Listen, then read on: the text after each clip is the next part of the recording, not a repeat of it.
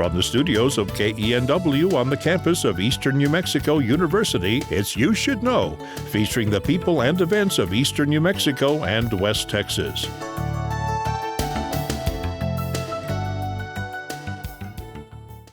Welcome to You Should Know. I'm your host, Evelyn Ledbetter, and my guests today are two of the top-notch shark researchers, and it's Dr. Bradley Peterson, welcome, and Mr. Greg Metzger. Both of you, thanks so much for being here today. We're very excited. Well, you're going to be on campus for a few days and educating on shark research. So, Dr. Peterson, will you tell me a little bit about yourself and your history and how you came to be on this?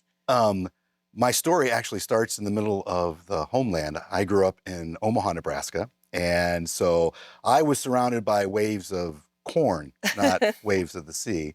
My mom likes to say that I also longed for that which I didn't have, and that kind of drove me towards the water. And so I had a very kind of long path to getting to where I am now at Stony Brook University. And that's where I teach undergraduates about marine science there, but it's been a long journey for me. And marine biology was your undergrad? It was. I went to school down in Florida, and now that was back in the day when there were only a few schools that had a bachelor's degree in marine biology, and I thought, well, I had to have one of those. And so I ended up going to Florida Institute of Technology to get my bachelor's degree. But then my master's degree is in zoology. So that's interesting. I went up to the University of Rhode Island, got my bachelor's degree, and my wife at the time was building submarines for the Navy. So that's why I went up there. I couldn't take her away from a good job like that.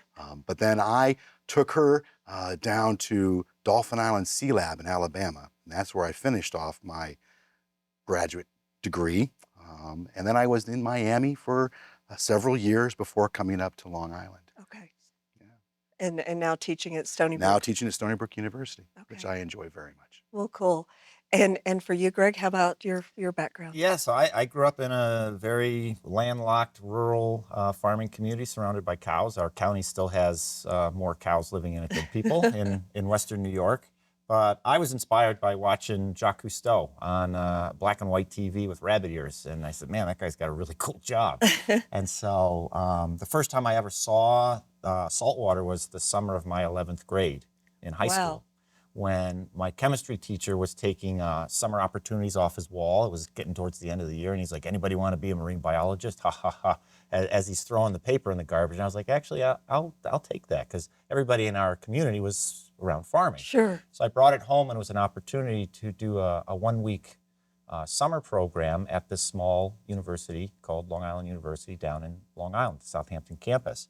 So my parents coughed up the cash and sent me down there, and it was a small campus. It was right on the water. It had excellent professors, and my grades were good enough to get in. Everybody thinks I was a straight A student, and that was far from the course. But I had the grades to get in, and that's really where it started. So I graduated from Long Island University's Southampton campus.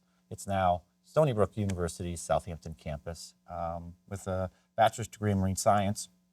I knew I wanted to go into teaching, but I didn't really think that teaching high school wasn't challenging enough. So I tried to get into grad school, and I missed graduate school by 10 GRE points.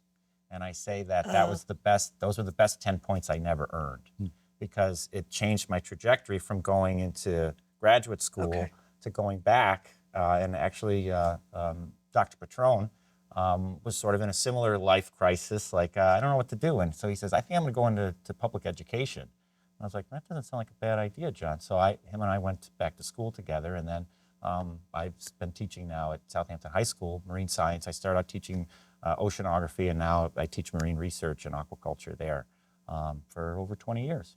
How cool is that? So truly that being out on the water and hands-on and the teaching of students. And for reference, Dr. Patron is actually a professor. Dr. John Patron is actually a professor at Eastern. And I had wondered how his interest in sharks came about. So tell me how you both got involved in the shark part of that, because that's the majority of people that have heard of you guys.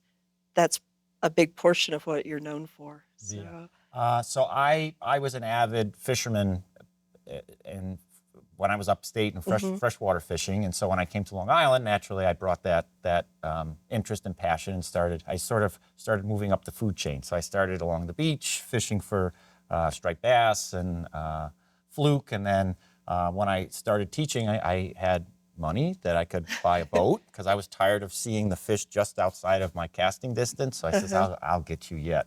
So I bought my first boat and again started moving up the food chain. And on these really nice days, I was like, maybe we could go see if we can catch a shark, you know? And it was a little hard to get people to go out shark fishing on a 17.5-foot center console boat, but I got enough people to do that, and we started to catch sharks. And so as having a background in marine science, I knew that all these sharks, that there's very little known about sharks. And so that every shark we caught was data swimming away to somebody. And so at that time, I had, we had kept in touch with some other friends, one of which was Dr. Toby Curtis, who, was a shark. He was a real shark scientist. That's what his career path took him. And so we started out joining the Apex Predator Program, which is a citizen science project that was started back in the 60s. And, from there, we started to catch more sharks. And then Toby, Dr. Curtis, planted the seed that, this area along the south shore of Long Island where you're shark fishing could be a nursery for white sharks. And I was like, well, what's a white shark? He's like, a great white shark? I was like, you mean to tell me I could be out here catching baby white shark, great white sharks? And he says, yeah, if you do, we'll be on a hell of a ride. And so I was like, all right, challenge. Really? Challenge accepted. And so, Throw down. so that's really what started, our shark research at that level. Is in 2015, we had a pop-off satellite tag that was donated to us, and the challenge was to try and put that tag on a baby white shark, which we did. And how did the collaboration with the two of you get started, Brad? Is that a story you can tell? No, it is. It is. So Yeah. Now what he could tell. I'm a duct tape and rebar community ecologist. That's what I do. I'm interested in how animals interact with each other and interact with plants. And so a lot of my work has been done in other arenas, seagrass beds, coral reefs, those kinds of things. And so there are certain people in our group that like to call me the botanist. Our resident botanist in the shark group. It's because of what much I've done. But I became very interested in how these large predators along our south shore and how they're interacting with things. So I started working with the artificial reefs. In Long Island, it's offshore. It's really like a sand desert. And so anything they put down is this hard bottom in the middle of sand, and things are attracted to it. And so, I started thinking about, well, these large predators that are migrating up and forth, it might be like stopping at McDonald's, and getting something to eat, as you're moving up and down the coast. So working with the artificial reef guys and working, there, I got thinking more about the role of the large predators offshore. And then when the wind farms came in, the wind farms have to bring their power to land. And so there are these big cables that they bring to land. And as they turn the power on and the water moves over those power cables, they make this magnetic field. And sharks are very susceptible to magnetic fields. And so the question was, are these cables coming to land, are they going to be kind of a barrier to migration? Or some sharks might be attracted to them. So are they going to kind of come to this area thinking there's food and not find anything to eat there? And so because I was very interested in those kinds of questions, and I wanted to tag 100 sharks from 3 different species of sharks.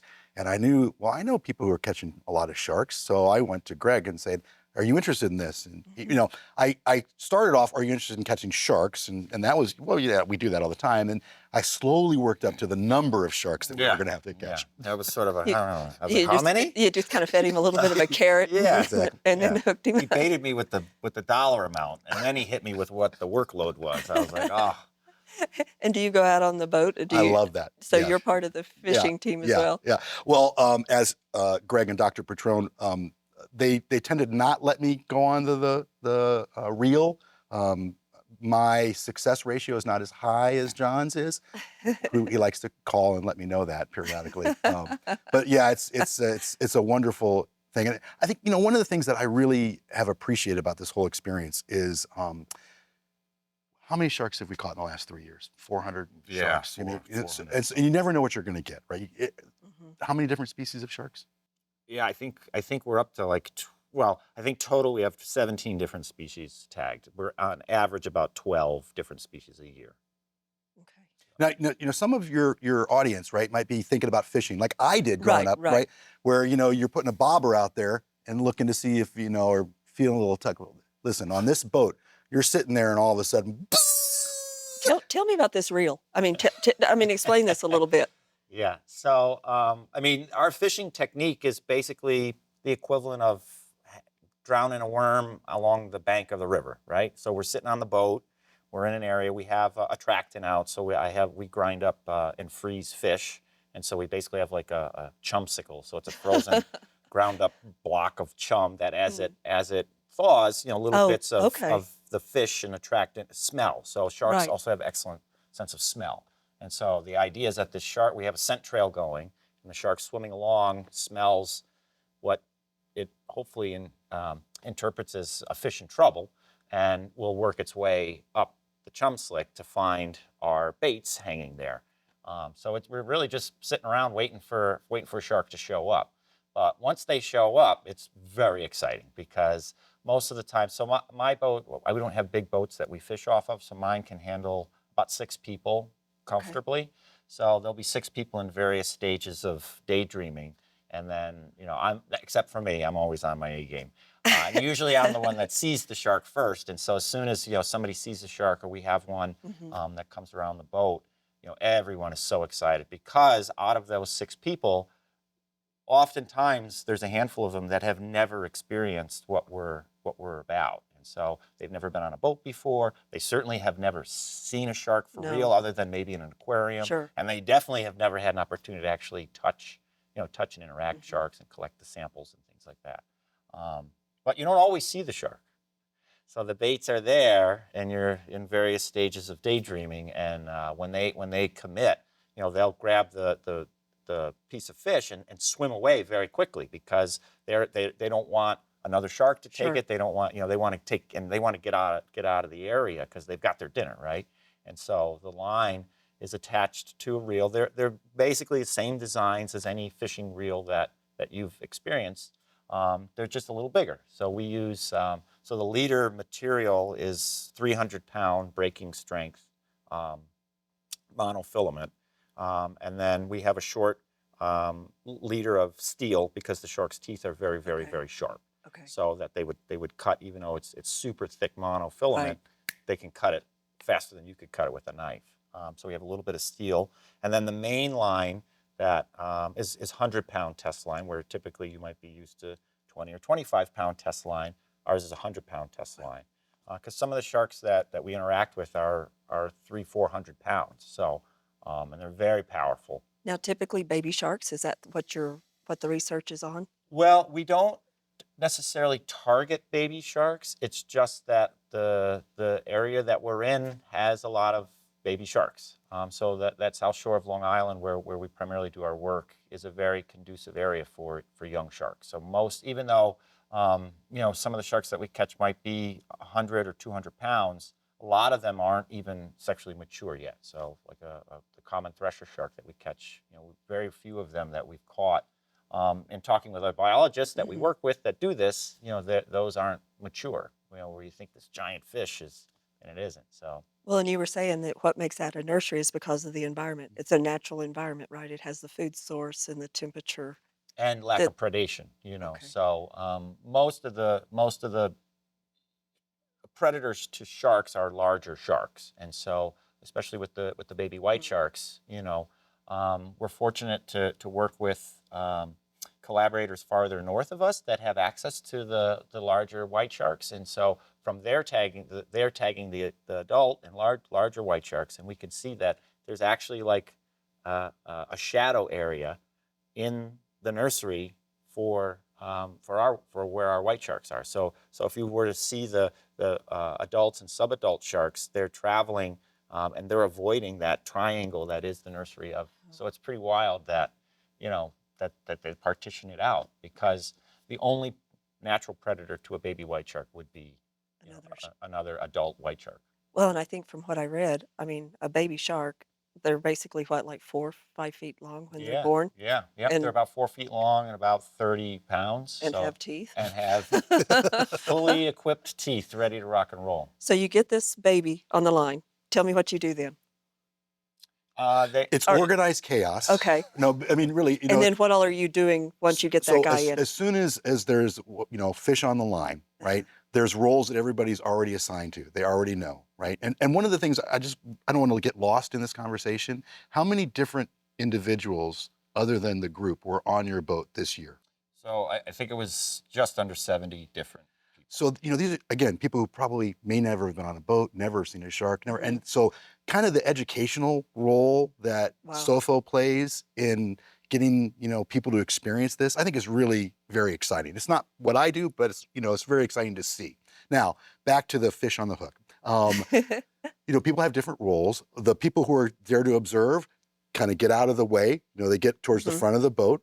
There's one who's been assigned to be the real person, right? And so they're getting ready. These animals are so big, it's not like you're just going to hold the line. They've got this belt that the pole sits into so they can use their back and legs to pull, because you're not going to be able to use your arms to do this. And Greg's the captain. He's the guy in charge. He's got gloves on his hand, and he's directing the orchestra, so to speak, of getting this guy in. And then he always, once it gets close enough to the boat, he will grab that wire leader, right? And he will direct the animal to the one side of the boat, where we always work off of that one side. And this is like the most intense time. Now the boat's on the fish is on the side of the boat, but we don't have a rope around its tail, right? So you could still lose the animal, right? It's not secure. So that's the deal. That secures him, is the rope around the Once you get top. the rope tail around him, you're not going to lose the animal, right? And at that point, kind of all the, we got him.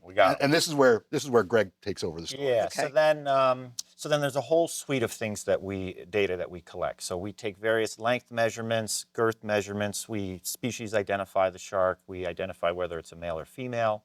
And then depending on the size and species, it could get a variety of tags. In addition to the tags that go in, we take a fin clip. We take a small muscle biopsy. We take blood. We take a cloacal swab for fecal material. And all these samples go off to, some of the samples might go to 2 or 3 different scientists to help to fuel, whatever their question is. And you brought a tag. I did bring, yes, I brought one of the tags. So this is sort of the workhorse for our SOFO program. This is a pop-off satellite tag. And SOFO, South Fork Natural History Museum. Right. Yep. And they have a lot of data, so there's a website on that you can dig into. But go back to this. So this is a very sophisticated piece of equipment, although it doesn't look like it. What this does is it knows whether it's underwater, and it knows whether it's above water. When it's underwater, it records the temperature of the water and the depth of the water that the shark is at every 10 seconds for 28 days. Wow.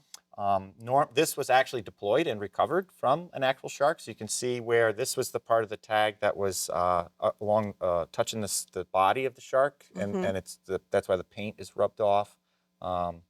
So normally there would be a small tether here, a heavy fishing line with a stainless steel anchor. And what happens is that anchor gets pushed underneath the dorsal fin. The dorsal fin's the one that's on its back. And so that anchor locks the tag on. And then when the shark is swimming, it just tows the tag for the 28 days. After 28 days, the computer burns. There's normally a little wire that's between here that holds that tether on, and so it floats to the surface. The tag now knows that it's at the surface, and so it switches modes from recording mode to transmission mode. And so it'll start to transmit the data, and it transmits its location. And so that's how because of our sharks stay close to the shore and typically the onshore wind, we have about 50% recovery rate of these tags. And that's really important for us because although we don't have to get this tag back to get the data, it will transmit 5-minute resolution data if it just transmits. But if we can get this tag back like this one, we can hook it up to the computer and get that full 10-second resolution data. So this is gold. Gold. Getting that back, that's Getting gold. that back is really, and we've had tags pop up all along the East Coast. We've had tags in Rhode Island, in Massachusetts. We've had them down in New Jersey. We had one that wasn't recovered, but the farthest shark in 28 days, we tagged it off Long Island, and it swam over 800 miles. It was down off the Florida-Georgia border when the tag popped. So Busy guy yeah, or girl. So, yeah, I forget what was a hammerhead. I forget if it was female or male, but. And then, so if one of our viewers happens to stumble on one of these on the Yeah, beach, well, you get a $100 reward. to So turn I that don't know back. if traveling all the way to Long Island is worth it for $100, but we'd certainly love to have you, and I'd love to get it back and shake your hand. So. And then what do you do with the data? This is a lot of your portion of it, isn't it, Brad? It is. I use a different tag. I use an acoustic tag. Do you, in New Mexico, do you have easy passes in your cars to go through to get charged? We don't have any tolls that Yeah, I you know don't of have in New any tolls. Mexico. Yeah. So in New York, almost every car has an easy pass on it, and you kind of drive through a bridge or a gate, and it automatically charges you. Well, that's kind of like what I put in the animal. I put an acoustic tag inside. Although I am a doctor, they don't usually let me stitch things up. And so I've been very excited about this project because we internally surgically implant a tag into each of these animals. And then when they swim by a receiver, so I put these receivers in the water, it's like going past a gate. It recognizes, oh, hey, and I know who that was and where they are, right? And so for some animals, all I know is they were near this receiver. But then there are other places where I put enough receivers close together that once they get into this array, I can follow them in 2 or 3 dimensions as they're inside there. So that's the kind of data that I'm interested in kind of their movement. And one of the things, again, about this collective, about working with SOFO, which is so great, is that I put this particular tag in because I'm interested in the question that I have, right? But they're putting other tags in that I don't use, but because we both have tags on the same animal, I get a much different perspective on the animals and the questions that I'm having because I get to understand the data that they're collecting, which just broadens my perspective, which I think is really interesting about this collective that has formed here. Well, that collaboration, the data is one shark's worked with, but then so many different pieces So of many that. people are able to access and learn, and then we all are able to share that information together, which elevates everybody's research project. Because if we didn't have Brad's tags, we would only have the data from this tag. If we didn't have the collaborators that are analyzing the blood, we can start compiling all of that information from the various experts that we have, and it helps to paint or be able to understand a better collective of what that shark is. Sure. We're not just looking at this shark in silos. We're able to combine all these different technologies and expertises to get a more holistic, that was the word I was looking for, holistic understanding of this shark. And this is actually, I don't want to leave this. This is actually a piece of shark's Yeah, skin, so this is a piece of this is actually a basking shark. This was a basking shark that washed up dead on the beach a few years ago, and we were able to get some samples. And so it's always fun because a lot of people don't have the chance to touch shark skin. And although this is dried out, this is really what their skin is like. So it's unbelievable. The only thing I've ever seen is shark skin boots. So yeah. Well, we're short on time, but tell me overall the whole goal and purpose of the research you do. For us, through Dr. Curtis, I think it's to understand how these sharks are utilizing Long Island waters and potential impacts on that usage as climate change occurs. Okay, and for you, Brad? I think it's understanding how the role these large predators off of the South Shore are interacting with other species off our coast. And I think like on a baby white, tell me if I'm right on the stats. They basically, they don't, like 70-year lifespan up to. Yeah, I think they don't start breeding until like 30 years into it, and 70-degree water. So what happens to them in the winter? Yeah, so they have fins and will swim, and so what they do is they'll swim either for the white sharks, they swim down south. So they're basically snowbirds. So they're down off the Carolinas and Florida this time of the year, and then they start moving them. They'll start swimming back north in April and be back in Long Island waters or farther north, May, June, July. And then they're contending with. And so the other point, and this is something I would probably want to know, a lot of people out on the beaches. The best way to protect yourself or to be aware. Can you kind of give some information on that? Yeah, I think observe the water in front of you. If you see a lot of bait fish, if you see a lot of birds, if you see a lot of activity, if you see whales and dolphins, there's probably going to be sharks there as well. It's really these large schools of fish that are in our Long Island waters in the summertime that's bringing all of these animals there. Also avoid swimming in the early morning and in the evening. Sharks sort of like to take advantage of that twilight time, and stay in groups, swim in groups. Because if you're in amongst a big school of fish, you're just part of the Yeah. chum, right? Mm. Or potential. They don't differentiate. Or These sharks, oftentimes we see them like bumping into each other as they're vying to try to get these fish. And they're about 6 feet long, about 100, 150 pounds. So how big is the average person? About 6 feet long, 100, 150 pounds. So for Right. them, some of the negative interactions, they get categorized as attacks. And it was probably just sharks bumping into trying to get you out of their way as they're trying to get the fish, like we see them doing a lot.